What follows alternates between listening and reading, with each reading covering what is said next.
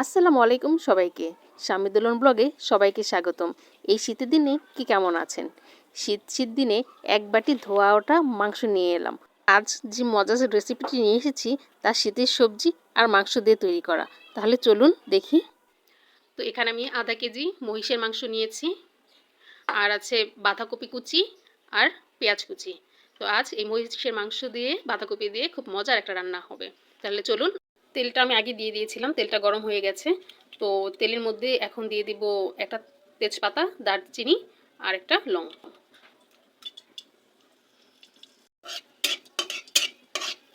কিছুক্ষণ ভাজবো, ভাজা হয়ে গেলে এরপরে পেঁয়াজটা দিয়ে দিব। পেঁয়াজটা এখন দিয়ে দিচ্ছি।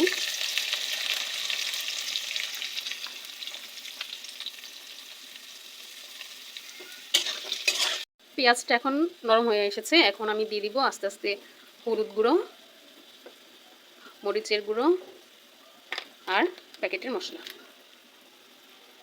আর সাথে দিয়ে দিচ্ছি আদা রসুন পেস্ট।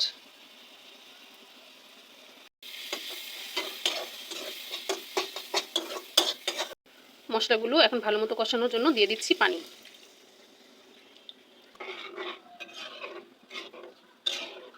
কষানো হয়ে গেছে, একদম শুকিয়ে এসেছে মশলাটা।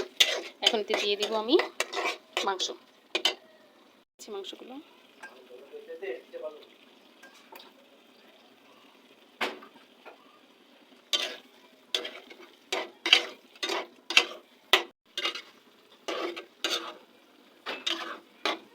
এখানে মাংসের সাথে আমি পাতাকপিগুলো দিয়ে দিব, যেন পাতাকপি থেকে যে পানিটুকু বের হবে সেই পানিতে মাংস সিদ্ধ হয়ে যায়, এক্সট্রা পানি যেন না দিতে হয়।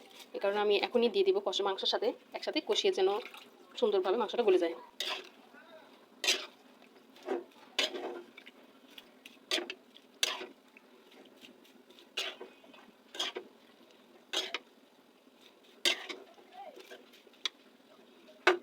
এবার ঢেকে দিচ্ছি।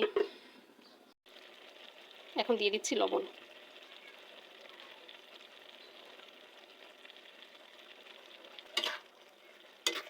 বাঁধাকপিটা অনেকখানি পানি ছেড়ে দিয়েছে, এই পানিতেই প্রায় হাফ মাংসটা সিদ্ধ হয়ে যাবে।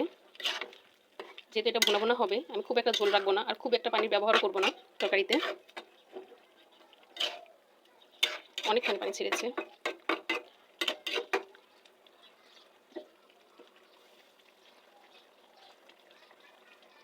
পাতাকপি থেকে যে পানিটা ছেড়েছিল সে পানিটা অনেকটাই শুকিয়ে এসেছে এখানে। এখন আরেকটু পানি দিয়ে দিব কষিয়ে রাখার জন্য। এখানে আমি আরেকটু পানি দিয়ে দিচ্ছি কষানোর জন্য। যেহেতু আমি এটা ঝোল রাখবো না, কষানো মাংস হবে, তাই পানিও বেশি দিব না, অল্প একটু পানি দিলাম।